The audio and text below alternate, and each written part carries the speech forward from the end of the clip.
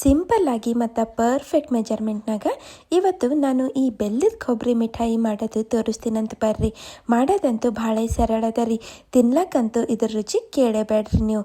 ನಡೀರಿ ಮತ್ತು ನಾ ಹೆಂಗೆ ಮಾಡೀನಂತ ತೋರಿಸ್ತೀನಂತ್ರಿ. ಈ ಕೊಬ್ಬರಿ ಮಿಠಾಯಿ ಮಾಡ್ಲಕ್ಕ ನಾ ಇಲ್ಲಿ ಒಂದು 4 ಬಟ್ಟಲು ಹಸಿ ಕೊಬ್ಬರಿ ತೊಗೊಂಡೇನ್ರಿ.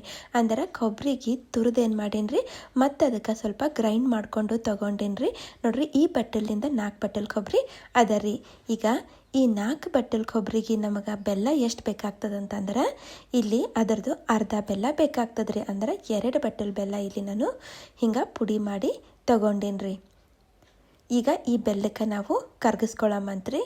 ಇಲ್ಲ ನಿಮ್ಮ ಬೆಲ್ಲದಾಗ ಏನು ಕಸ ಕಡ್ಡಿ ಇಲ್ಲ ಅಂತಂದ್ರೆ ಹಾಗೆ ಡೈರೆಕ್ಟಾಗಿನೂ ಹಾಕೋಬೋದು. ಆದರೆ ಇಲ್ಲಿ ನಾನು ಏನು ಮಾಡ್ತೀನಿ ರೀ, ಒಂದು 4 ಚಮಚ ನೀರು ಹಾಕಿ ಇದಕ್ಕೆ ಕರ್ಗಿಸ್ಕೊತೀನಿ ರೀ.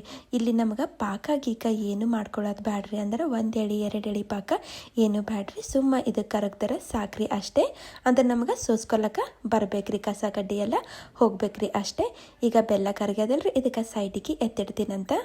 ಈ ಪಾಕ ಏನು ಬಿಸಿದೇ ಬೇಕಾಗಿಲ್ಲ, ಆರ್ದ್ರೂ ನಡೀತದ್ರಿ.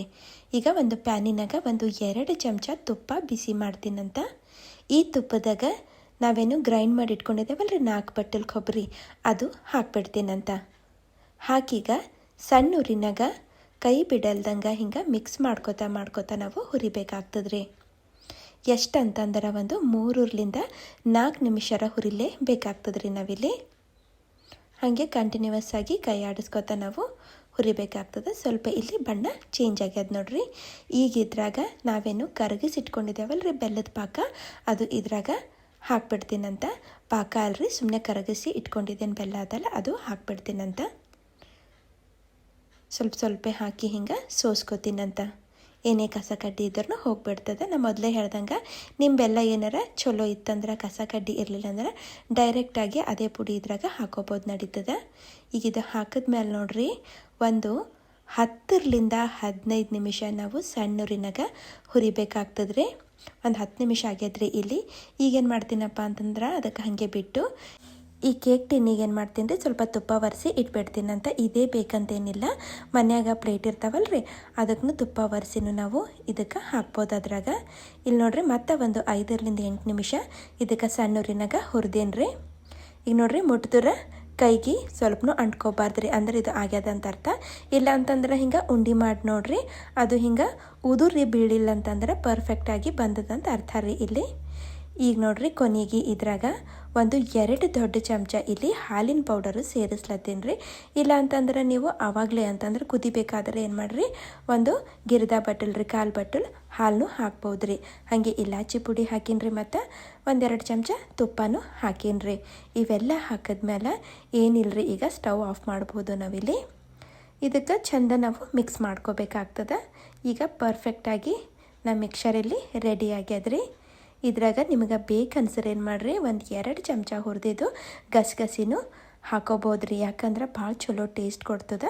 ನೀವು ಬೇಕಾದ್ರೆ ಮೊದಲೇ ಹಾಕ್ಬೋದಾಗಿತ್ತು, ಅದರ ಖರೆ ಹೇಳ್ಬೇಕಂದ್ರೆ ನಂಗಿಲ್ಲಿ ನೆನ್ಪು ಹೋಗಿದ್ರಿ, ಹುರಿದಿಟ್ಟಿದ್ದೆ ಅದ್ರ ಹಾಕ್ಲಕ್ಕ ನಾ ಮರ್ತು ಹೋಗಿದ್ರಿ. ಅದಕ್ಕೆ ಈಗ ಸೇರಿಸಿನ್ರಿ, ಏನಾಗಲ್ರಿ, ನಡೀತದೆ. ಈಗೇನಿಲ್ಲರಿ, ಇದಕ್ಕೆ ಚಂದ ಮತ್ತು ಕಲಿಸ್ತೀನಂತ ಒಂದು ಸಲ. ಇದು ಬಿಸಿ ಇದ್ದಾಗೆ ನಾವೇನು ಮಾಡಬೇಕಾಗ್ತದ್ರಿ, ಆ ಮೌಲ್ನಾಗ ಹಾಕಬೇಕಾಗ್ತದೆ. ಆರ್ಲಕ್ಕ ನಾವು ಬಿಡಬಾರ್ದು. ಎಲ್ಲ ಇದ್ರಾಗ ಹಾಕ್ಬಿಡ್ತೀನಂತ್ರಿ. ನೋಡ್ರಿ, ಇದೇ ಮಿಕ್ಸರ್ಲಿಂದ ನೀವು ಉಂಡೆ ಅಂದ್ರೆ ಏನ್ರಿ, ಲಾಡೂನು ಮಾಡ್ಕೋಬೋದು, ಇಲ್ಲ ಅಂದ್ರೆ ಕೊಬ್ಬರಿ ಹೋಳ್ಗಿನೂ ಮಾಡ್ಕೋಬೋದು ರೀ. ಪರ್ಫೆಕ್ಟಾಗಿ ಬರ್ತಾವ.